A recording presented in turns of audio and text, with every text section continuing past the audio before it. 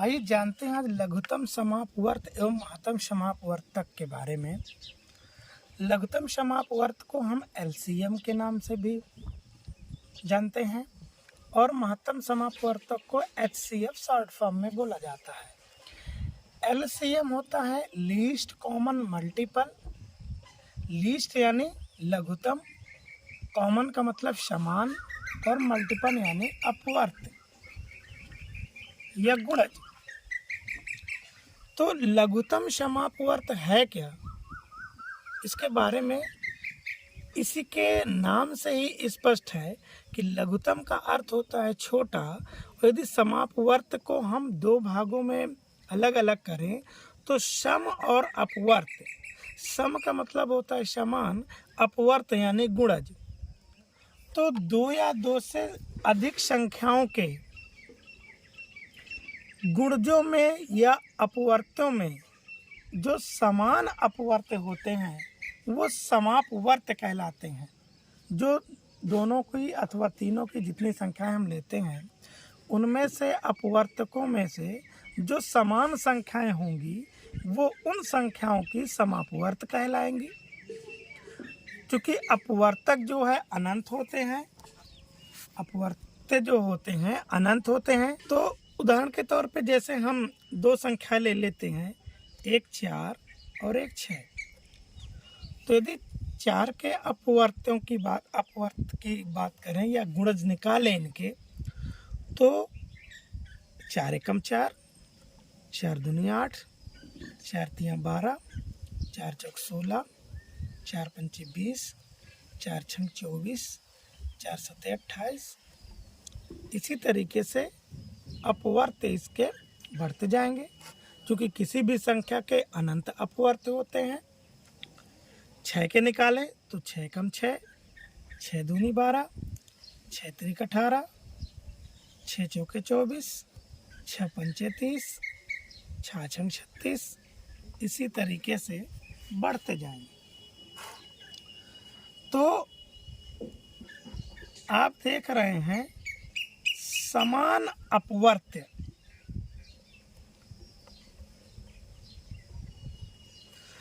इन दोनों अपवर्तों में, दोनों संख्याओं के अपवर्तों में कुछ संख्याएं ऐसी होंगी जो समान होंगी। तो जैसे आप देख रहे हैं ये 6,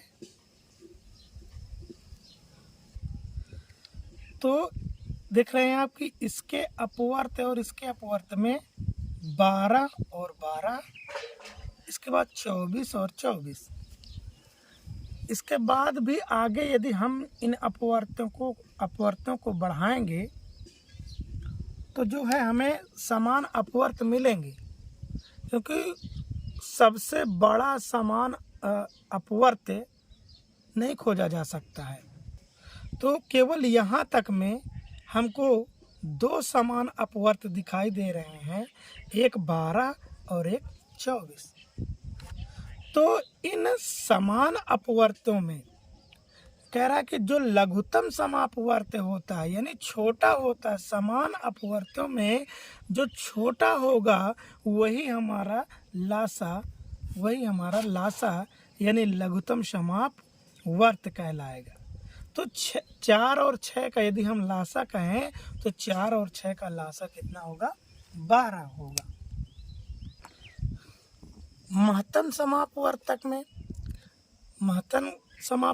में हम दी गई संख्याओं के, दो या दो से अधिक संख्याओं के पहले अपवर्तक निकालते हैं।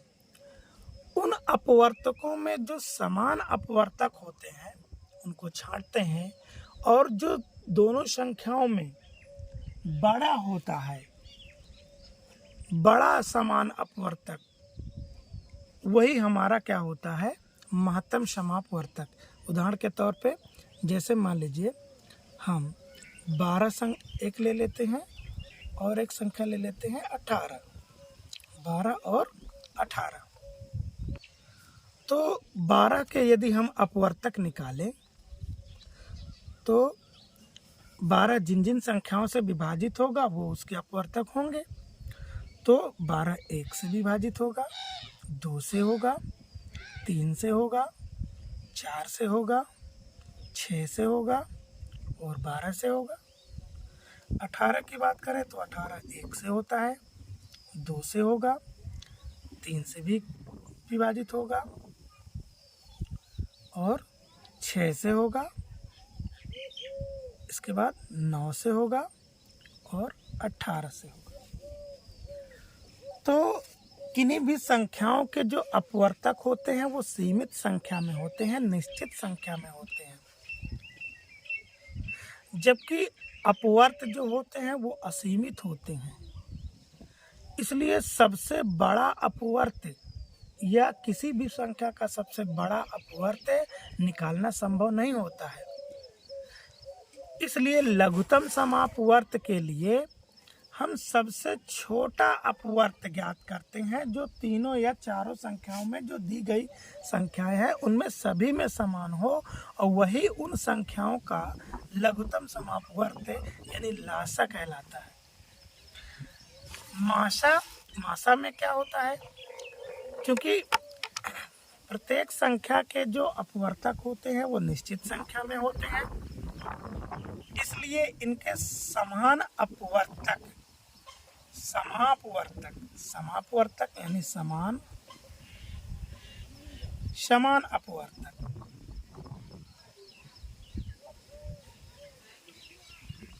समान अपवर्तक जो दोनों की संख्याओं में, जो 12 और 18 इन दोनों संख्याओं में आप देख रहे हैं कि कौन कौन से अपवर्तक समान है।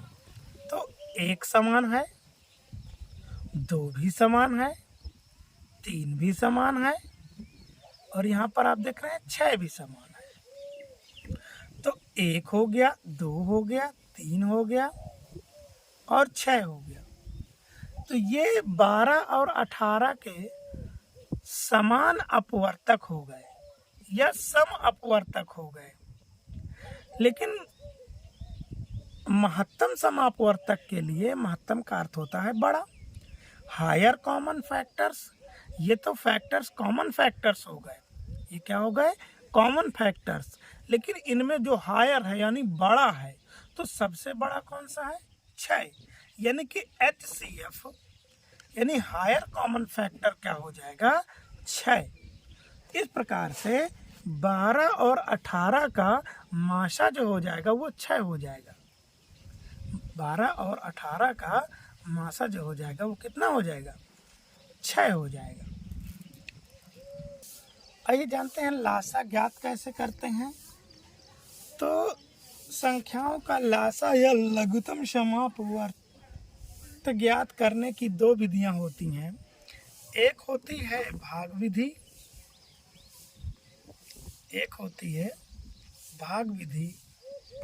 और दूसरी होती है अभाज्य गुणनखंड विधि। अभाज्य गुणनखंड विधि।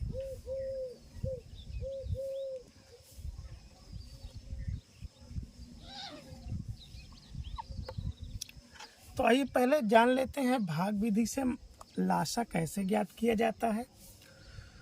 तो एक हम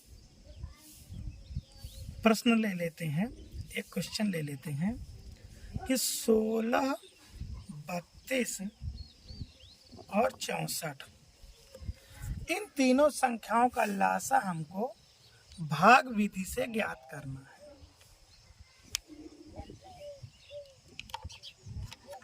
तो इस विधि में लासा निकालने के लिए हम क्या करते हैं कि इन सभी संख्याओं को ऐसे कामा लगा करके लिख लेते हैं।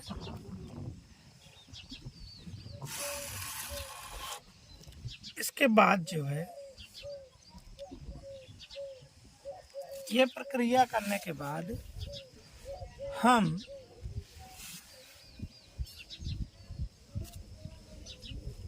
गुणन, अब इसमें हम देखते हैं कि सबसे छोटी अभाज्य संख्या यानी 2, तो यदि यहाँ पर 2 से कटने वाली संख्याएं मौजूद होंगी तो हम यहाँ पर 2 लिख देंगे। यदि 2 से कटने वाली ना होती तो हम 3 लेते, यदि 3 से भी कटने वाली ना होती तो 5 लेते। इसी तरीके से हम अभाज्य संख्याओं का क्रम से बढ़ते जाते हैं और जिस संख्या से यहाँ पर विभाजित होने वाली संख्या मौजूद होती है उससे पहले हम भाग देते हैं। तो जैसे 16 चूँकि 2 से डिवाइड होगा, 32 भी होगा, 64 भी होगा, तो हम पहले अभाज्य संख्या लेते हैं 2 और इस संख्या का इन संख्याओं में भाग देते हैं। तो जैसे 16 में 2 का भाग करेंगे तो भागफल हमारा कितना आएगा?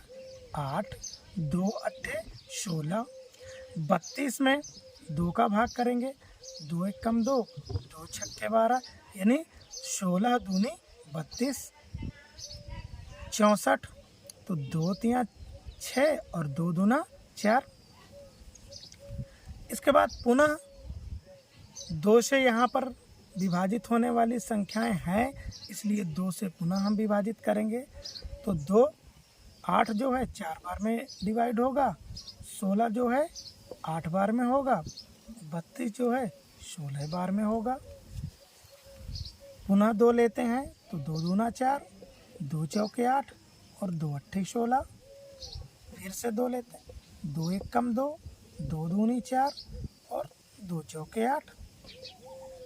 पुनः 2 से तो 1 डिवाइड नहीं होगा, 1 नीचे उसी तरह ज्यों का त्यों उतार देंगे। इसके बाद 2 एक कम 2 और 2 दूना 4। एक बार पुनः 2 से डिवाइड करेंगे,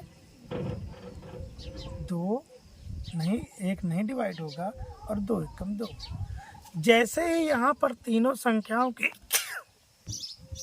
यहाँ पर एक एक तीनों संख्याओं के नीचे आ जाएगा तो इसके बाद हम काटना स्वयं बंद कर देंगे और यही लाशा बराबर इन सभी संख्याओं को गुणा के रूप में लिख करके इनका गुणा करेंगे। भी अभाज्य गुणन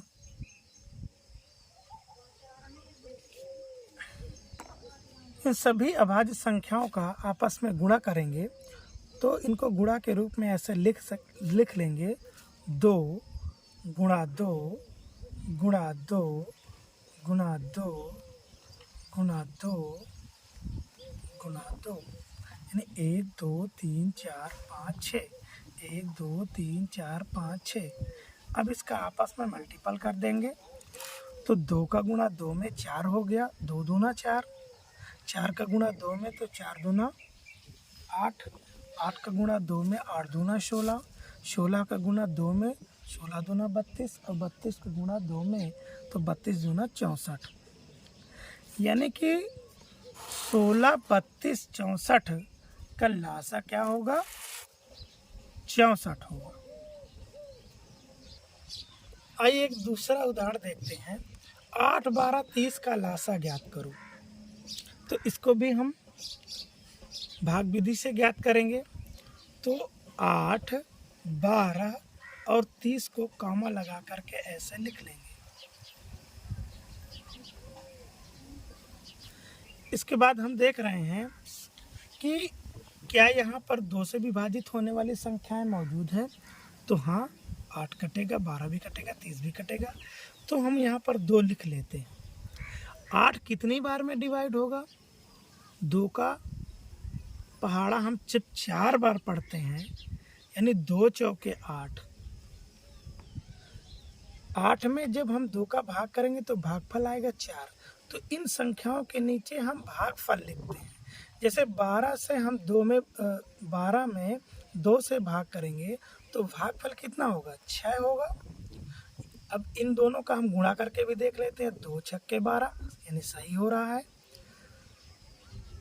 2 एक कम 2 और 2 पंचे 10, यानी 15 दूनी 30, सही हो रहा है।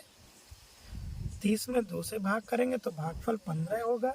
तो उसके नीचे जो है हम भागफल लिखा करते हैं। अब 2 से गुणा कटने वाली संख्या यहाँ पर मौजूद है तो 2 गुना लिखेंगे। 2 दूना 4, यानी 4 में 2 का भाग करेंगे तो 2 आएगा। 2 तिहाई 6, 2 तिहाई 6। 15 नहीं कटेगा 2 से, तो हम 15 को ज्यों कहते हैं उसी तरीके से उसके नीचे उतार देते हैं। इसके बाद अभी आप देख रहे हैं कि 2 मौजूद है तो 2 पुनः 2 से कटेगा, 2 एकम 2, 3 नहीं कटेगा तो 3 को उसी तरह से उतार देंगे, 15 नहीं कटेगा तो 15 को भी उतार देंगे। अब आप देख रहे हैं कि यहाँ पर 2 से विभाजित होने वाली कोई भी संख्या मौजूद नहीं है, तो हम अगली अभाज्य संख्या यानी 3 लेते हैं, और जब यहाँ पर देख रहे हैं कि 3 है, 15 या 3 से विभाजित होगा तो हम यहाँ पर 3 लिख देंगे। 1 नहीं कटेगा, 1 को उसी तरह से उतार देंगे। 3 3 से 1 बार में विभाजित होगा, जबकि 15 जो है 5 बार में होगा। इसके बाद आप देख रहे हैं कि यहाँ पर 5 स्वयं अभाज्य संख्या है, तो हम यहाँ पर 5 लिख देंगे और 1 1 और 5 एकम 5। जब यहाँ पर 1 1 तीनों संख्याओं के नीचे आ जाता है तो हम इसी को ऐसे ही छोड़ देंगे और लिख देंगे लासा बराबर इन सभी अभाज्य संख्याओं को हम गुणा के रूप में लिख लेंगे। 2 गुणा 2 गुणा 2 गुणा 3 गुणा 5। आपस में इनका गुणा करेंगे, गुणनफल जो होगा वही हमारा लासा होगा। तो 2 दूने 4, 4 दूने 8, 8 त्रिक 24 और 24 पंचे 120।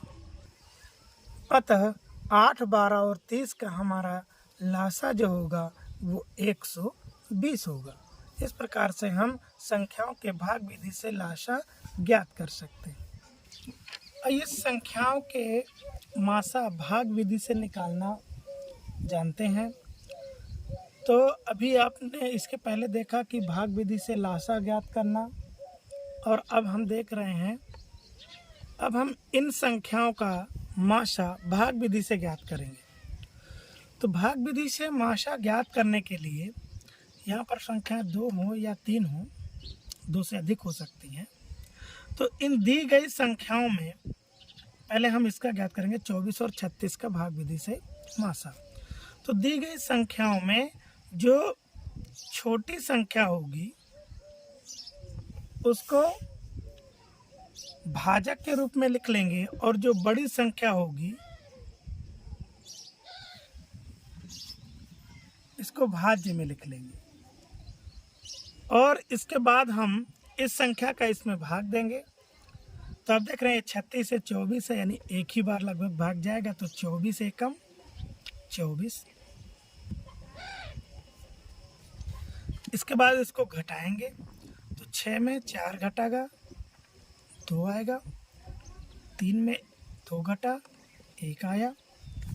अब जो ये शेष आ रहा है हमारा, इसमें अब इसको हम भाजक बनाएंगे, और जो यहाँ पर संख्या दी गई होगी इसको हम अंदर लेके भाज्य बना देंगे। इसको अंदर ले लेंगे। तो अब देख रहे हैं कि 24 में भी हम 12 का भाग देंगे तो 2 बार भाग जाएगा, भागफल 2 आएगा, 12 दूना 24।